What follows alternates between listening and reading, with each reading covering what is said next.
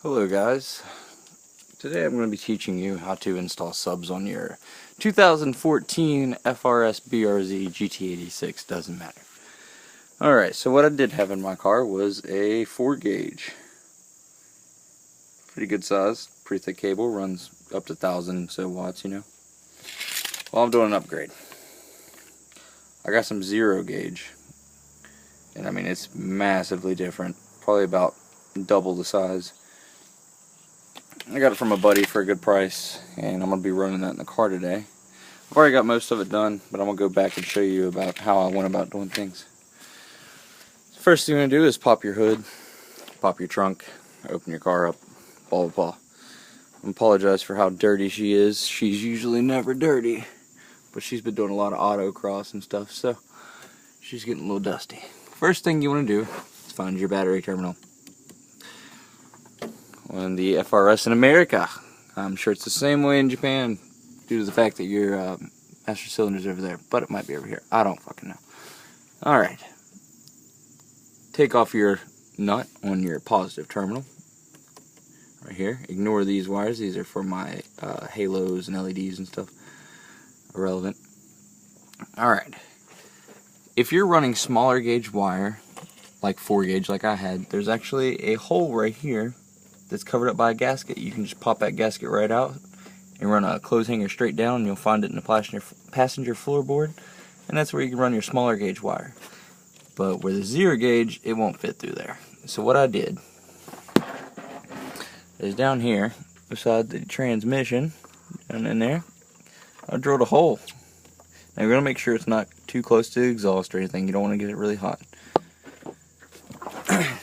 So what you want to do is drill from the inside of your car out. What you do is just pull down your front carpet right here. I drilled me a hole. I think it's a 3/4 inch bit. So what I used, I just want to run that under the safety clips. Not safety clips, speed clips. Keep going in your carpet. All the way into here. This little piece of plastic's off right here. Pops on and off really easy. Just pull on it, pops out. You can run it behind your carpet. Now you're going to go into your, console. Best thing to do, start off, is to take off your shifter. What you want to do is grab the top of it like this, and just pull up, and it'll pop right out of there. And then the back locks in, like so. Alrighty. And the wire is down in there. Okay, so you want to keep running it down inside. Now what you're going to do, take off these two half-inch, no, they're half-inch. You can use a screwdriver, Phillips head screwdriver if you want, but 10mm ratchet does the trick really good. Pull that up. That'll give you some looseness to move that wire around in there. Alright, next you want to do is pull it out of this. They got this little hole here for your fuel pump line. That's your fuel pump, by the way, if anybody want to know where it was. Pretty sure that's where that goes, somewhere around there. Alright, run it out of that hole, go back into your carpet. Make sure you get on this side of your seatbelt. You don't want it on this side. On this side of your seatbelt. Your seat pops off really easy. You don't have to pull your seat off to do this, but it makes it a lot easier. Just a 10mm bolt right here. Once that's loose, just push down on the back, and your seat will pop right out. It's also good to clean your seats if you want to do it like that. Alright, once you get it back here, there's a hole right here in between the seats. You can just run that right through there.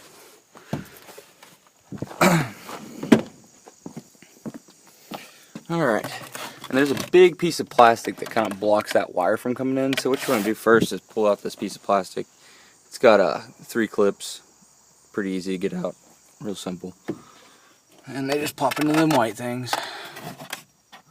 Alright, now you got your power wire all the way back. First step is good. Make sure that this is not connected to your battery during the install. You will shock the shit and short your battery and blow up shit. All kinds of shit can happen. Okay, shit. Now for grounding. You need your whole car body is a ground. It's all negative. So what you want to do is find the best, closest bolt to ground to. This is the closest thing I've found. It's nice. I usually use the actual center cap of my spare tire that's right here, but I found this. Oh shit, I found probs. Okay. Right there. I don't know what this is. It's like an amp or some security or some shit. I don't know. Some computer or something. But there's a bolt right here. Use a 10mm deep well to get that off. Scratch it up a little bit. Put your ground back. Now you got your thick ground. So now, it's pretty much like you have a battery in your back of your car. You've got your negative and your positive. Alright, now we're getting on to the audio. There's my MTXs I'm rocking. I've got two MTXs with a 2000 watt Boss amp. I went with the cheap amp brand because it really doesn't matter, it's just metal. Alright, what you're going to do is take off your front dash plate right here. This is really easy. You just grab it and you can usually kind of tilt it up with your thumb and it pops right off. Then the next one, just stick your hand into the side of it, pop that off. Alright. You got 4 10mm bolts. 1, 2, 3, and 4. Ignore the wires, these are for my radar detector.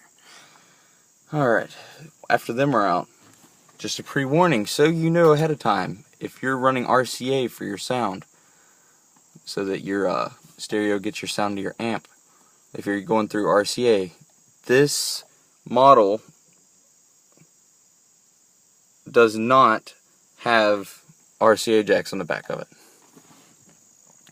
I had to manually solder I don't know what the device is called, but it takes your line input from your radio and converts it into RCA. So what you're going to do is find any of the speaker outlets on your car and you'll figure it out. You can look it up online if need be. But I picked the front left. That way I can tune my front left speaker to control the sub a little bit. But they have adjustment knobs on it for your hertz and stuff. So try to keep everything around 75 hertz. I like 75 hertz. It's nice to work with. Once you got your RCAs ran, you're going to run them down the middle along with your power wire. Or what I did is I ran mine under this. And then they go into here. And you can go right down your side panels, and these just pop right off like nothing happened. Just grab onto them and boop, they pop right out. And you can see antenna, aka remote wire. You need to run that also. The remote wire is going to be attached to, usually in a standard radio, it's going to be your antenna or blue wire. But you can also put that onto the ignition, which I think is what I ran. You run that to somewhere in your fuse box for your ignition. By the way, your fuse box is up under there. It's a little white box. So whenever you just want it to something where the key's off, it has no power, and when the key's on, it gets its 12 volts. That's all it needs. It doesn't have to be a thick wire, small wire, any type of wire. Just get 12 volts back to your amp whenever your key's on. So after you got all them ran, run them down into here, and you can go into the plastic, but I just got mine run under the seat. You'll never see them. And they're coming out remote wire and RCAs. I got some jacks on there because I'm going to do a little bit of dressing and stuff.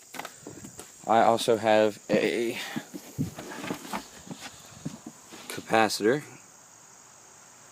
If you're wondering how the capacitor sets up, you need to have a positive, you need to have your positive wire running straight to the capacitor on the positive side. What I do is I have a bus bar, which is like something you could screw multiple wires in, and I mount it right here, and I use that for my ground. So I take my ground, instead of going straight to here, I take my ground and pass this, and I go to my bus bar. Now I have a bus bar that's got multiple grounds on it. Run a ground from your bus bar to your negative on your capacitor. Run a bus bar. Run a ground from your negative on your bus bar to your amp. Now your positive is still just hooked up to the capacitor.